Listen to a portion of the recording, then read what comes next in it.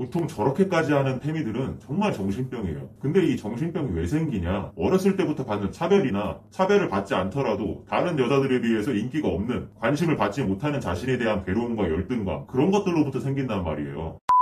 안녕하세요, 임티입니다. 오늘은 페미니즘과 관련한 끔찍한 사건을 하나 다뤄보려고 합니다. 외할머니 살해, 20세 손녀 징역 25년에서 17년으로 항소심서 감형. 와, 충격적이죠? 솔직히 다루기가 좀 꺼려지기도 합니다. 너무 끔찍한 사건이고 유가족분들의 심정이 어땠을지 상상이 가요. 정말 안타깝습니다. 그래도 페미니즘이라는 이 하나의 정신병, 그 민낯을 낱낱이 파헤쳐보고자 다루게 되었습니다. 자신을 돌봐주러 집으로 찾아온 외할머니를 흉기로 무참히 살해한 20세 손녀가 1심에서 징역 25년에 처해졌다가 항소심에서 징역 17년으로 감형받은 사실이 확인됐다. 수원고법 심담 부장판사는 손녀 A씨에게 원심 판결을 파기하고 징역 17년을 선고했다. 또 10년간 위치 추적 전자발찌 부착을 명했다. 재판부는 피해자는 피고인의 부모가 집을 비우자 평소 아끼던 외손녀인 피고인을 돌보기 위해 찾아가 이야기를 나누던 중 갑자기 흉기에 수차례 찔려 사망했다. 당시 피해자가 느꼈을 끔찍한 신체적 고통, 정신적 충격과 공포, 슬픔의 정도는 가늠조차 어렵다고 설명했다. 진짜로 재판부의 말에 100번 1000번 공감을 합니다.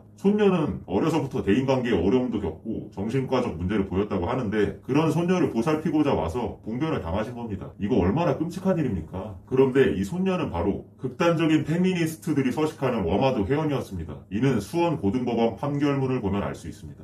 그냥 남자를 죽이고 싶었다. 사실 남자를 죽이고 싶었는데 그러지를 못했다. 남자를 칼로 찔러보고 싶었는데 밖에 나가지 않아 남자를 찾을 수가 없었다. 남자를 대상으로 범행을 하려고 하였고 그래서 남자를 죽이려면 스시칼로 해야 한다는 내용 이렇게 돼 있는데 이게 또 워마드라고 하는 사이트는 남성만 혐오하는 게 아닙니다. 보시면은 피고인이 남성과 기혼 여성을 적대시하는 인터넷 사이트를 자주 접속하여 혐오주의적 사고에 심취하게 되어 그 인터넷 사이트에 비뚤어지고 반사회적인 사고 과정이 피고인에게 내면화되어 남성뿐만 아니라 기혼 여성들에 대한 적대감도 심각한 수준에 이르렀던 것으로 보인다는 의견을 제시하였다. 그리고 그 밑에 판결문을 더 읽어보면요. 위와 같은 사정들에 비추어 보면 피고인은 우울증에 기인한 남성과 기혼 여성에 대한 심각한 수준의 적대감을 갖고 있던 중 범행의 실행이 용이할 것으로 보이는 피해자와 단 둘이 있게 되자 이를 기회로 아무런 잘못이 없는 피해자를 살해한 뒤 자신도 자살하려고 했던 것으로 보인다고 합니다. 결국 피고인은 외할머니를 살해하는 그 순간에도 결국 남자 혐오를 그렇게 외치면서도 그 마지막 순간에도 남자를 두려워해서 죽이지 못한 게 아닌가 생각을 합니다. 왜냐하면요. 보통 저렇게까지 하는 페미들은 정말 정신병이에요. 근데 이 정신병이 왜 생기냐? 어렸을 때부터 받는 차별이나 차별을 받지 않더라도 다른 여자들에 비해서 인기가 없는, 관심을 받지 못하는 자신에 대한 괴로움과 열등감, 그런 것들로부터 생긴단 말이에요. 그래서 아마 은연중에 남자라는 존재가 자신에게 열등감과 괴로움을 유발하는 그런 두려운 존재가 되었을지도 모르겠습니다. 제가 정신과 의사는 아니지만 개인적으로는 그렇게 추측을 해봅니다. 이 워마드라고 하는 사이트는 정말 기형적인 사이트입니다. 자기 부모님도 뭐고 다 입에 담기 어려운 용어로 본인의 감정을 배설하고 자 이렇게 본인의 배설물을 가지고 다닌다거나 생리혈을 맛보는 등의 굉장히 기형적인 행동. 여러분, 이래도 페미니스트가 정신병이 아니라고 한다면 제가 할 말이 없네요. 그리고 기사 마지막에 보니까 강서구 PC방 살인사건을 보고 살인에 관해 관심을 갖고 있다가 외할머니를 대상으로 정해 범행한 것으로 조사가 되었다는데요. 강서구 PC방 살인사건도 PC방 알바가 자기를 무시하는 것 같다고 느낀